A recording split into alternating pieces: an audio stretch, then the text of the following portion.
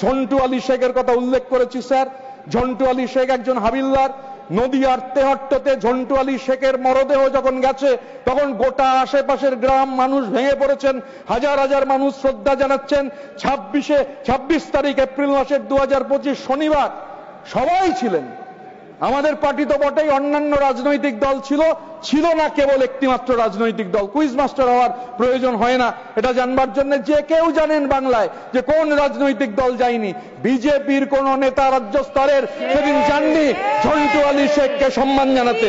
এখন হাবিলদার ঝন্টু আলী শেখ স্যার যে নদিয়া জেলা, এই নদিয়া জেলার পলাশী বলে একটা জায়গা আছে স্যার।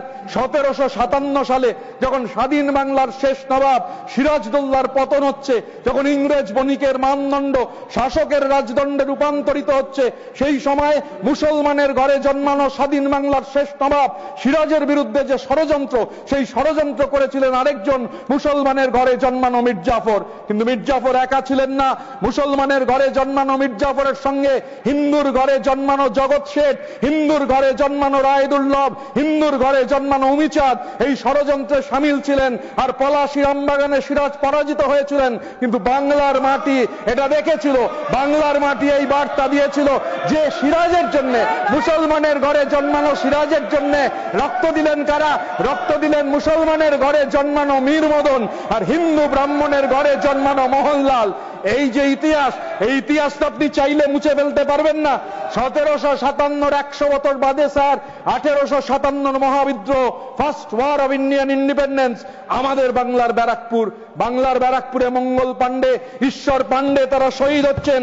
এবং বেঙ্গল রেজিমেন্ট স্যার ডিসম্যান্টেল করে দিল ব্রিটিশরা। আজও বেঙ্গল রেজিমেন্ট নেই আমাদের সেনাবাহিনীতে, আজও বেঙ্গল রেজিমেন্ট নেই। আমাদের রক্তে আজাদ হিন্দ ফৌজের ইতিহাস রয়েছে।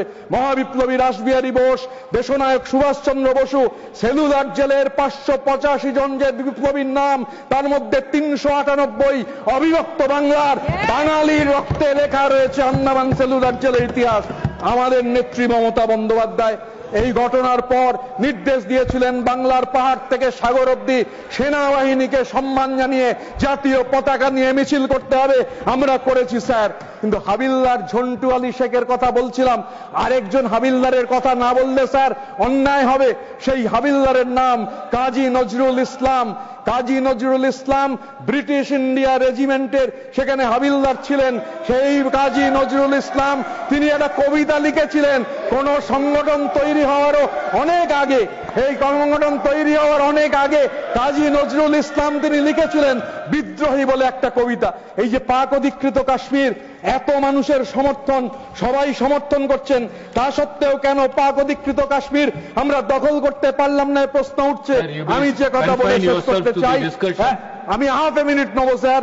আমি শুধু বলতে চাই কাজী নজরুল ইসলাম লিখেছিলেন ওই কবিতায়, মম বাঁশরীর তানে পাশরি, আমি শ্যামের হাতের বাঁশরি, আমি রুশে উঠে যাবে ছুটি মহাকাশ ছাপিয়া, ভয়ে সপ্ত নরক হাবিয়া দজক নিভে নিভে যায় কাঁপিয়া, আমি বিদ্রোহী বাহী নিখিল অখিল ব্যাপিয়া, আমি পরশুরামের কঠোর কুঠার নিক্ষত্রিয় করিব বিশ্ব, আনিব শান্তি শান্ত উদার, আমি হল বলরাম স্কন্ধে, আমি উপারি ফেলিব অধীন বিশ্ব, অবহেলে নবসৃষ্টির মহানন্দে, মহাবিদ্রোহীর অনক্লান্ত আমি সেই দিন হব শান্ত, যবে অত্যাচারীর খড়গ কৃপান ভীম রণভূমে রণিবে না, অত্যাচারীর খড়গ কৃপান ভীম রণভূমে রণিবে না, আমি সেই দিন হব শান্ত, আমি বিদ্রোহী ভৃগু ভগবান বুকে এঁকে দিই পদচিহ্ন, আমি স্রষ্টা সুদান, আমি শক্তা ভাড়া খেয়ালি বিধির বক্ষ করিব ভিন্ন, আমি চির বিদ্রোহী বীর, আমি বিশ্ব ছাড়ায় উঠিয়াছি একা